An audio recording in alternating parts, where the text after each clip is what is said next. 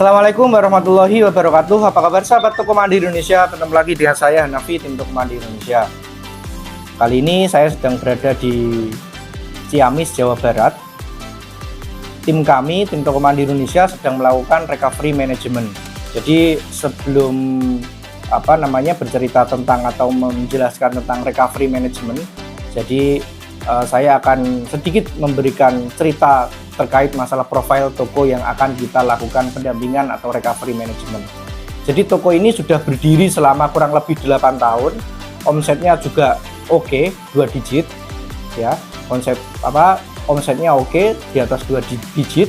Terus juga pemilik itu posisinya masih berada di negeri seberang, masih di luar negeri. Terus yang mengelola adalah saudaranya atau orang kepercayaannya. Jadi toko ini sudah berdiri 8 tahun. Dulu tokonya kecil dan sekarang bisa menjadi sebesar ini. Kurang lebih tokonya saat ini ukurannya 18 kali 20 meter, kurang lebihnya. Terus karena kami tidak spesifik mengukur tokonya, kami tidak mengubah tampilannya karena sebenarnya toko ini sudah secara operasional sudah jalan, tokonya sudah cukup rapi, konsumen sudah jalan, pasar sudah jadi, sehingga yang kami insert hanya beberapa saja yang kurang-kurang. Ya, nanti saya jelaskan. Jadi tokonya ini lantai 2, terus depannya ini juga nanti akan direncana pelebaran atau ekspansi ke fashion atau nanti ekspansi ke penambahan dagangan. Maka sebelum melakukan persiapan itu, maka istilahnya ingin menguatkan manajemennya. Jadi saya bilang ini toko usia sudah 8 tahun, sistemnya sudah jadi, operasional sudah berjalan, pasar sudah ada. Jadi toko itu sudah bagus, sudah menguntungkan, sudah yang dari kecil jadi besar sudah menguntungkan. Sudah menguntungkan tokonya dan sangat menguntungkan karena omsetnya sudah 2 digit dan harganya di sini sangat kompetitif begitu. Lokasinya juga cukup bagus. Agak masuk ke dalam sehingga pasarnya adalah warga sekitar atau pemukiman di sekitar toko. Jadi yang kami insert hanya yang pertama kami fokus kepada stok opnam, terus yang kedua fokus pelaporan, yang ketiga fokus ke PNL atau profit and loss atau perhitungan laba rugi supaya jelas perhitungannya bagaimana ya. Jadi kita fokusnya di situ saja. Ini ada berita acara dari tim kami yang sudah selesai. Jadi kurang lebih ada 8 butir pengerjaannya. Training praktek pelayanan kasir. Di sana pelayanan sudah jalan, kami hanya menyempurnakan saja atau menambahi saja ya. Terus training praktek program kasir. Ya, kalau terkait masalah program, dulunya menggunakan program iPOS 5, terus kami ganti menggunakan iPOS 4 ya. Kenapa? Karena kami yang sudah berpartner dengan IT resminya iPOS 4. Jadi terus ada yang namanya training praktek operasional. Jadi training pelayanan kasir seperti apa. Jadi di sana juga sudah jalan, kami hanya meluruskan saja bagaimana kita melayani terima kasih sampai belanja kembali, bagaimana kita mengatur kembalian posisinya, struk di paling bawah, terus uang pecahan paling besar menuju ke kecil, terus receh. Itu yang kami aturkan, yang kami ajarkan. Terus stok opnam ini juga menggunakan alat khusus, scanner barcode PDT.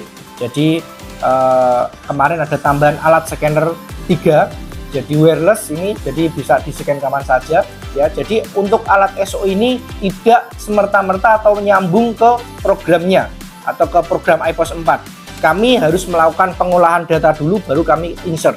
Begitu. Program kerja scanner ini adalah sifatnya merekam barcode dan kuantitas atau quantity. Lalu kami rekam dulu, terus kami insert ke program. Seperti itu kinerjanya. Jadi tidak semerta-merta kayak SO-nya minimarket nasional yang sudah jadi itu. Tidak seperti itu. Jadi kami lakukan pengolahan dulu, baru kami insert.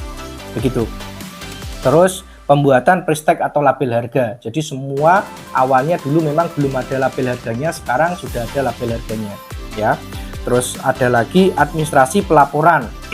Bagaimana laporannya, setiap shift, setiap harian laporannya. Jadi nanti pelaksana atau pemilik toko atau owner ini mudah membacanya.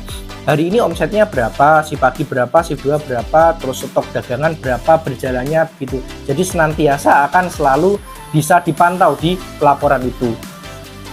Terus administrasi PNL atau laba rugi. Jadi nanti keuntungan 1 bulan berapa, operasional berapa, terus netnya berapa, keuntungan bersihnya berapa akan kelihatan. Sehingga ini nanti akan menambah daya ledaknya toko ini.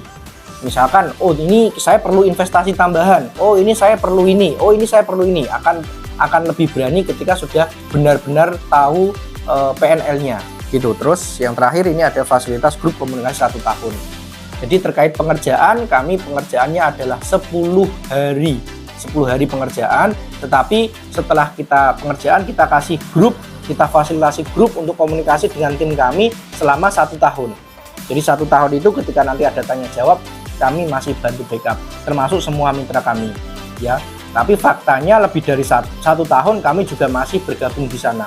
Karena sifatnya nanti kalau sudah lebih dari 1 tahun adalah sharing. Jadi nanti kita akan terus sharing. Karena namanya usaha itu akan selalu ada ilmu-ilmu baru, selalu ada sesuatu yang baru. Begitu.